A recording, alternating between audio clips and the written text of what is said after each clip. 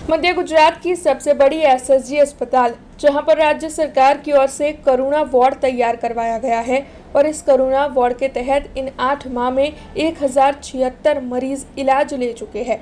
दरअसल एसएसजी अस्पताल में कई निराधार मरीज आते हैं जिनकी कहानियां सुनकर आपकी आंखों में भी आंसू आ जाएंगे।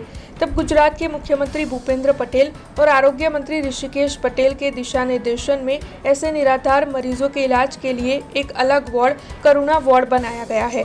एसएसजी अस्पताल में ट्रॉमा सेंटर के तीसरी मंजिल पर यह करुणा वार्ड कार्यरत है।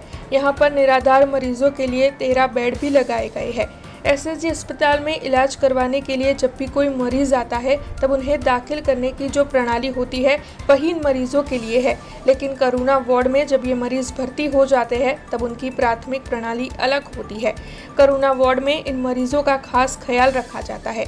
वैसे आपको बता दें कि पुलिस का अनापत्ति प्रमाण पत्र हासिल करने के बाद इन मरीजों को इलाज होते ही सामाजिक संस्था में भेजा जाता है, जहां पर उन्हें पारिवारिक वातावरण भी मिल पाता है।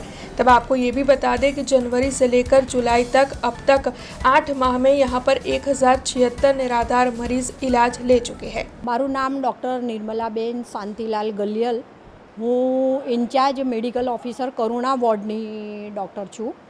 અહીંયા અમે તારીખ 24મી જાન્યુઆરી 2025ના રોજે કરુણા વોર્ડ જે અજાણ્યા અને અનનોન પેશન્ટ કે જેઓ વયોવૃદ્ધ છે, રોગોથી પીડિત છે, નિરાધાર છે, જેમને કુટુંબ દ્વારા ત્યાગ કરવામાં આવ્યો છે અને જે કોઈ બીમારીથી પીડાઈ રહ્યા છે એવા દર્દીઓનો વોર્ડ અમે શરૂ કર્યો છે, જેમાં દર્દી જ્યારે 108 દ્વારા કે કોઈ રસ્તે જતા રાહવીર દ્વારા એમને સયાજી હોસ્પિટલ ખાતે સારવાર અર્થે લઈને આવવામાં આવે છે તો સૌ પ્રથમ એમનો એક પોલીસને ઇન્ફોર્મ થાય છે, વર્ધી અપાય છે, એમનો UEPR નંબર પડે છે, સારવાર માટે એમને વોર્ડમાં દાખલ કરવામાં આવે છે કરુણા વોર્ડમાં।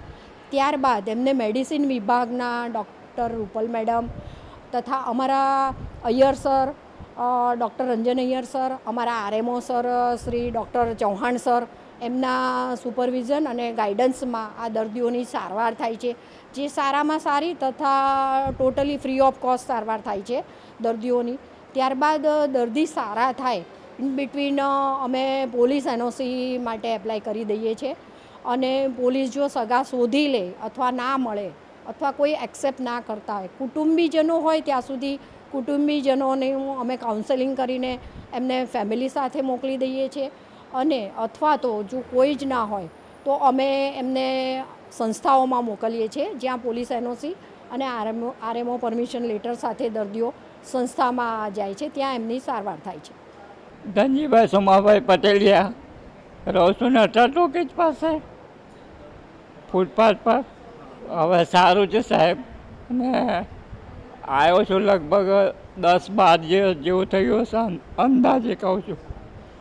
અહીંયા સારી રીતે સેવા કરે છે, બહેનો છે એવું તો કહું છું તો કરો, પણ અહીંયા આવતા નહીં જોવા માટે, અત્યારે એકલો જોવો। हमसे जुड़े रहने के लिए हमारे YouTube चैनल को सब्सक्राइब करें और नई वीडियो की नोटिफिकेशन के लिए बेल आइकॉन को दबाएं।